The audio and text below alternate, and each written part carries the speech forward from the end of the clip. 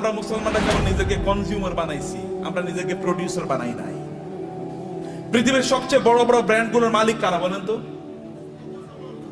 পৃথিবীর সবচেয়ে বড় বড় ব্র্যান্ডগুলোর মালিক কারা? সব মুসলমান। আপনি যদি লিভার ব্রাদার্স এর কথা বলেন তাহলে কি? আপনি যদি অ্যাপলস এর কথা বলেন, এমনকি অ্যামাজন, এটা তো একটা মার্কেটিং প্লেস, অথবা আলিবাবা, এগুলো সব মুসলমানরা তৈরি করছে, মানে অমুসলমানরা। সবকিছু, সকল ব্র্যান্ডের মালিক তারা।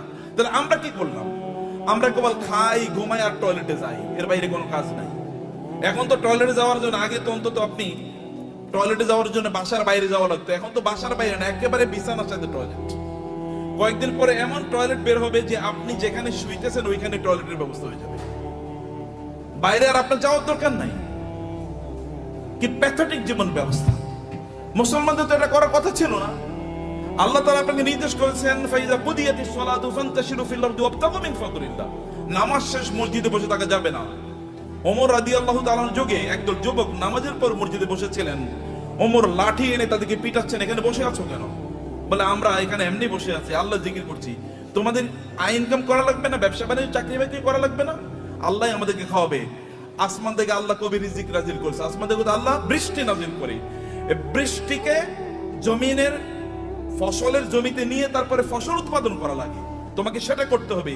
লাঠি নিয়ে এসে তাদেরকে পিটিয়ে বের করে দিয়েছে, যাও চাষাবাদ করো, ফসল উৎপাদন করো, চাকরি বাকরি করো, ব্যবসা বাণিজ্য করো, এটাই তোমাদের কাজ। আল্লাহ সুবহানাহু ওয়া তাআলা কোরআনে সূরাতুল মুজাম্মিলে দুই ধরনের লোকের কথা বলেছেন। দুই ধরনের লোক তারা যুদ্ধে লিপ্ত আছে। এক ধরনের লোক তারা আল্লাহর রাস্তায় জিহাদ করছে, আল্লাহর দ্বীনকে প্রতিষ্ঠা করার জন্য।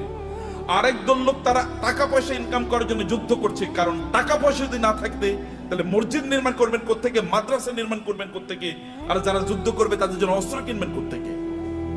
করার জন্য you need some people who will support this people.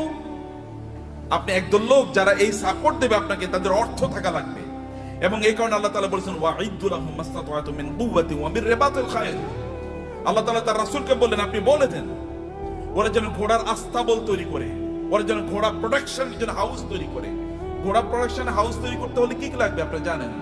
আপনাকে ফার্ম তৈরি করতে হবে, ঘোড়ার ফার্ম। ঘোড়ার ফার্মে লাগে কি? ঘোড়ার ফার্মে লাগবে, তাহলে ঘোড়াকে প্রজনন করার জন্য একটা পদ্ধতি লাগবে, রিপ্রোডাকশন প্রসেস লাগবে, এবং ডাক্তার লাগবে, কারণ এখানে বিভিন্ন ধরনের রোগ তৈরি হবে, রোগের চিকিৎসা করার জন্য। আবার এগুলো কি খাবারের জন্য ব্যবস্থা লাগবে, এগুলো খাবার আসবে কোত্থেকে? আরেকটা ইন্ডাস্ট্রি তৈরি হবে, যেমন এখন ফিশ ইন্ডাস্ট্রি তৈরি হবে। আবার এগুলোকে বিক্রি করার জন্য বাজার তৈরি হবে, মার্কেট প্লেস, বিশাল মার্কেট প্লেস। এবং সেখানে আবার কি ক্রেতা লাগবে, বিক্রেতা লাগবে, সেখানে